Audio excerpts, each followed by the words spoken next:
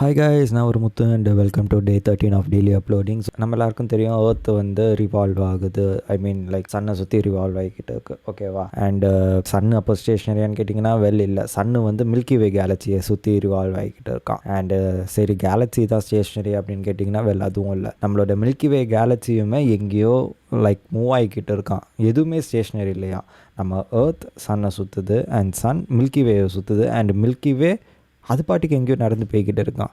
So நம்ம எப்போவுமே கான்ஸ்டண்ட்டாக ஒரு மூமெண்ட்லேயே இருக்கோம். இது எதுக்கு அப்படிங்கிறது யாருக்குமே தெரில. அட்லீஸ்ட் எனக்கு தெரில, உங்களுக்கு தெரிஞ்சால் கீழே கமெண்ட்டில் சொல்லுங்கள். ஸோ இது படிக்கும்போது என்னடா இது எல்லாருமே எங்கேயோ போய்கிட்டே இருக்காங்க அப்படிங்கிற மாதிரி தான் இருந்துச்சு.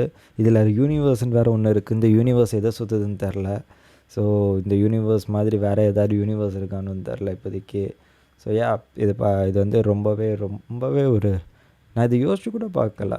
லைக் இந்த மாதிரி மில்கி வே வந்துட்டு ஸ்பேஸில் ஃப்ளோட் ஆகிக்கிட்டு இருக்கிறதோ, இல்லாட்டி நம்மளோட சன்னே ஆக்சுவலாக மில்கி வேவை சுற்றுறதோ, இது என்னால் நினச்சி கூட பார்க்க முடியல. ஸோ இந்த இன்ஃபர்மேஷன் உங்களுக்கு புதுசாக இருந்தால் மறக்காமல் லைக் பண்ணுங்கள். அண்ட் இந்த மாதிரி புது புது இன்ஃபர்மேஷன் கற்றுக்கணுன்னா மறக்காமல் இந்த பேஜை ஃபாலோ பண்ணுங்கள். தேங்க்ஸ் ஃபார் வாட்சிங்.